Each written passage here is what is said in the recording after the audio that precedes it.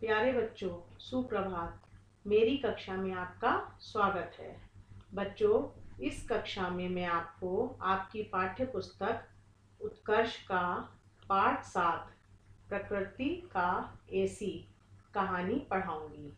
इस कहानी में शहर और गांव के जीवन में अंतर के बारे में बताया गया है। शहर और गांव के जीवन में बहुत अंतर है। शहर में बनावटी चीज़ों का उपयोग अधिक होता है। गांव में प्राकृतिक चीज़ों का उपयोग होता है। यही कारण है कि गांव में जीवन सरल और स्वस्थ होता है। एक बच्चा छुट्टियों में नानी के घर गया। रेलगाड़ी से यात्रा करने का अनुभव उसे अच्छा लगा। गांव की हरियाली, ताज़ी स्वच्छ हवा और सरल जीवन ने बच्चे का मन मोह लिया। बिजली से चलने वाले एसी की जगह गांव में पेड़ों से मिलने वाली ठंडी हवा का आनंद लिया। उसे यह एहसास हुआ कि शहरों में पेड़ों की कमी के कारण यहाँ का वातावरण दूषित और गर्म हो गया है। तो आइए अब हम इस कहानी का आनंद लेते हैं। पाठ 7 प्रकृति का एसी।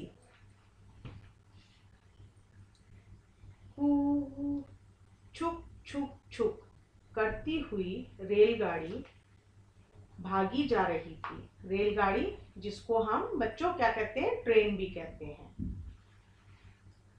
पेड़, खंबे, गाय भैंस, खेत, झोपड़ियां सब तेजी से भागते हुए नजर आ रहे थे। पेड़ यानी वृक्ष। रेलगाड़ी की गति धीमी होने लगी। धीमी यानी हल्के हल्के, हल्की, कुछ भी कह सकते हैं हम इसे। शाम के 5 बजे रेलगाड़ी स्टेशन पर आकर रुकी।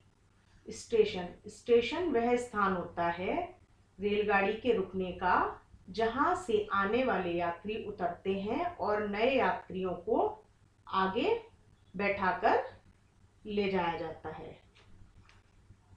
स्टेशन पर मामा जी इंतजार कर रहे थे। इंतजार यानी प्रतीक्षा। राघव माँ के साथ गाड़ी के नीचे उतरा। मामा जी ने माँ के हाथ से सूटकेस ले लिया और राघव का हाथ पकड़कर कार तक आए। सब कार में बैठकर चल दिए। कार खेतों के बीच बनी सड़क पर चल रही थी।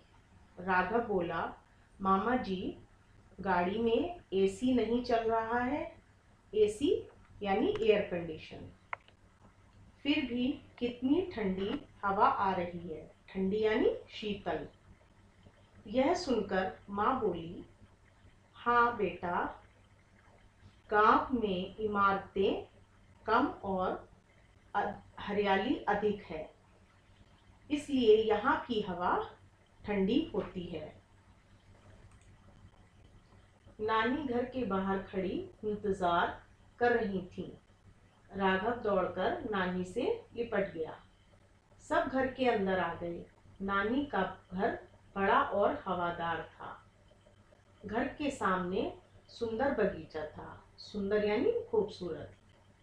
पीछे पीपल, नीम और आम के वृक्ष थे। वृक्ष यानी पेड़। नानी राघव से बोली, राघव बेटा, हाथ मुंह धो लो, खाना तैयार है।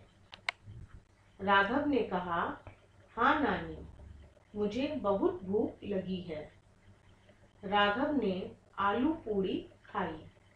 खाना खाकर उसे नींद आने लगी।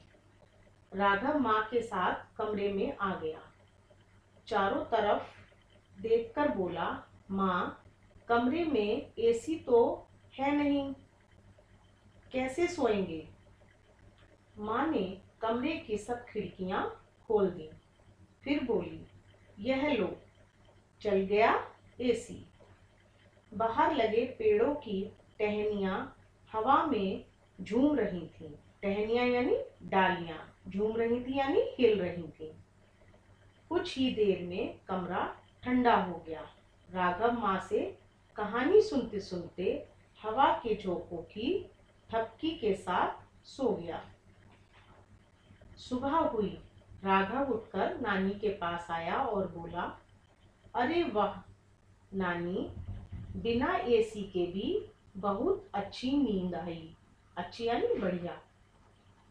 नानी हंसकर बोली, हाँ बेटा, घर के आसपास इतने पेड़ जो हैं, पेड़ों की घनी छाया सूर्य की गर्मी को रोक लेती है। सूर्य यानी सूरज, जिससे घर की दीवारें गर्म नहीं हो पाती।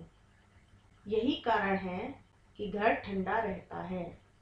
शहरों में पेड़ों की कमी है, इसलिए वहाँ बिजली से चलने वाले एसी या कूलर लगाने पड़ते हैं। गांव में पेड़ ही एसी का काम करते हैं। राघव माँ से बोला, माँ, हम भी अपने घर के आसपास एसी के पेड़ लगाएंगे। राघव की बात सुनकर सब हंसने लगे। राघव नाश्ता करके मामा जी के साथ गांव घूमने गया। गांव में हरे भरे लहलहाते खेत थे। बरगद के पेड़ की छाया में एक कुम्हार मिट्टी के बर्तन बना रहा था। कुम्हार जो मिट्टी के बर्तन बनाता है उसे कहते हैं। स्त्रियां कुएं पर पानी भर रही थीं। स्त्रियां यानी औरतें। पेड़ों की मजबूत टहनियों पर झूले लटके थे, उन पर बच्चे झूल रहे थे। राघव भी उनके साथ खूब झूला। राघव को गांव अच्छा लगा, वह बहुत प्रसन्न था। बच्चों, कैसी लगी कहानी? अच्छी लगी ना? तो बच्चों, इस कहानी से हमने क्या सीखा? इस कहानी से हमने सीखा कि अधिक से अधिक पेड़ लगाकर हमें पर्यावरण को सुरक्षित रखना है।